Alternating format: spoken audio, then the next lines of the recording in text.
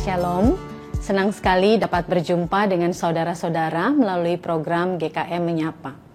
Mari kita membaca firman Tuhan dari 1 Korintus pasal 13 ayat 6. Ia atau kasih tidak bersukacita karena ketidakadilan, tetapi karena kebenaran. Saudara, ketika kita mendengar kata kasih, banyak ide, pemikiran, dan emosi yang berbeda yang mungkin muncul di benak kita. Pengalaman kehidupan kita dan juga budaya kita telah membentuk definisi kita tentang kasih. Definisi kasih dalam budaya kita sangat berbeda dengan definisi Alkitab. Sebagai pengikut Yesus, kita harus memilih untuk mematuhi definisi kasih yang Alkitabiah. Rasul Paulus dalam 1 Korintus pasal 13 memberi kita definisi yang sempurna tentang kasih. Ini adalah kasih yang tidak didasarkan pada membuat diri kita bahagia, tetapi pada mencintai Tuhan dan orang lain di atas diri kita sendiri dan membiarkan kesenangan dan kegembiraan kita ditemukan hanya dalam Tuhan. 1 Korintus 13 ayat 4-6 berisi daftar hal-hal yang dilakukan dan yang tidak dilakukan oleh kasih. Dan salah satu yang tidak dilakukan oleh kasih adalah ia tidak bersukacita karena ketidakadilan, tetapi karena kebenaran. Saudara, kasih mengasihi kebenaran. Kasih tidak menyukai kejahatan. Terjemahan Alkitab ESV menuliskan kasih tidak bersukacita atas perbuatan yang salah. Saudara, Korintus adalah tempat yang jahat dengan penyembahan berhala yang merajalela, amoralitas seksual yang juga merajalela. Orang-orang Kristen yang baru bertobat di sana terkadang mengalami kesulitan untuk meninggalkan kebiasaan lama. Ada masalah dalam jemaat Korintus. Seorang pria yang terlibat dalam amoralitas yang mengerikan telah ditoleransi di dalam gereja dalam pasal 5. Dalam 1 Korintus pasal 6 terjadi ketidakadilan dalam jemaat dan hal itu telah mendatangkan kerugian kepada saudara-saudara dalam persekutuan orang percaya jemaat Korintus. Sampai-sampai Paulus dengan keras berkata di ayat 9, "Tidak tahukah kamu bahwa orang-orang yang tidak adil tidak akan mendapat bagian dalam kerajaan Allah?"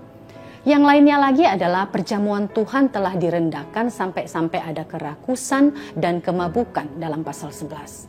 Untuk memerangi hal ini, Paulus mengajarkan bahwa kasih tidak menikmati atau bersukacita dalam tindakan seperti itu. Sebaliknya, kasih yang sejati menemukan sukacita di dalam kebenaran dan keadilan. Saudara, Mazmur 1 ayat 1-2 memberikan sikap yang tepat mengenai kebenaran. Berbahagialah orang yang tidak berjalan menurut nasihat orang fasik, yang tidak berdiri di jalan orang berdosa, dan yang tidak duduk dalam kumpulan pencemooh. Tapi yang kesukaannya ialah Taurat Tuhan, dan yang merenungkan Taurat itu siang dan malam. Saudara, orang yang diberkati membenci kejahatan, tetapi ia mengasihi kebenaran Tuhan. Ia merenungkan terus-menerus kebenaran Tuhan. Mazmur 5 ayat 5 berkata, "Sebab engkau bukanlah Allah yang berkenan kepada kefasikan. Tuhan yang adalah kasih berkenan kepada apa yang benar." 1 Yohanes 4 ayat 8. Tuhan mengasihi kita dan Dia berkenan akan kebenaran dalam batin kita. Mazmur 51 ayat 8. Saudara, Tuhan tidak mengabaikan dosa kita hanya karena Dia mengasihi kita. Justru karena kasih-Nya yang besar, Dia menyediakan sarana untuk menyucikan kita di dalam Kristus. 1 Yohanes 4 ayat 10. Saudara, kasih yang sejati bersukacita atas apa yang benar dan baik. Apapun yang menutupi dosa dan berusaha membenarkan kesalahan adalah kebalikan dari kasih yang ilahi.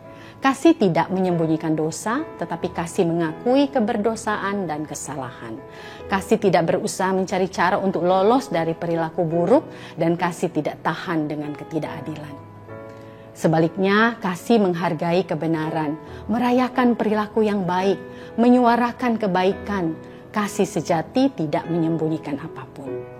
Kasih tidak bersukacita karena ketidakadilan, mengandung arti bahwa kasih tidak bersukacita atas kesalahan orang lain. Sebaliknya, kasih bersukacita atas kebaikan orang lain, bukan atas kejahatan mereka. Saudara, dosa adalah satu waktu untuk kita bersedih dan meratap, bukan untuk kesempatan bagi kita bersukacita.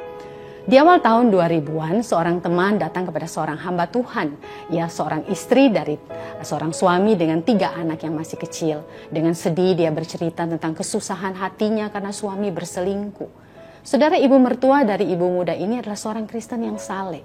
Ketika ia mendengar kejadian ini, ibu itu sangat sedih dan tidak menyetujui kelakuan anak laki-lakinya. Ibu ini tetap menyediakan ruang dan waktu untuk anak menantunya. Dan ketika anak menantunya dan cucunya datang ke rumahnya, ia menguatkan mereka. Ia sangat mengasihi mereka. Saudara, ini untuk pertama kali dalam pelayanan hamba Tuhan itu ia menyaksikan seorang ibu mertua Kristen menunjukkan kasih yang tidak bersukacita karena ketidakadilan. Yang bersukacita karena ketidakadilan. Firman Tuhan sungguh luar biasa. Saudara, pada dasarnya untuk menunjukkan kasih Tuhan kita harus memiliki perspektif tentang dosa dan kebenaran. Semakin baik kita memahami kasih, semakin kita akan bersedih atas mereka yang melakukan dosa.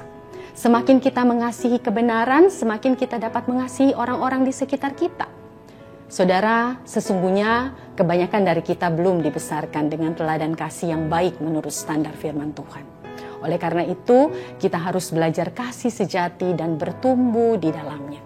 Dan tidak ada jalan yang lain untuk kita dapat tempuh kecuali kita menyediakan waktu bersama Tuhan dalam doa dan firman-Nya setiap hari. Kebenaran akan selalu ditemukan dalam firman. Dan semakin banyak kita membaca firman Tuhan, semakin kita akan mencintai Tuhan dan kebenarannya.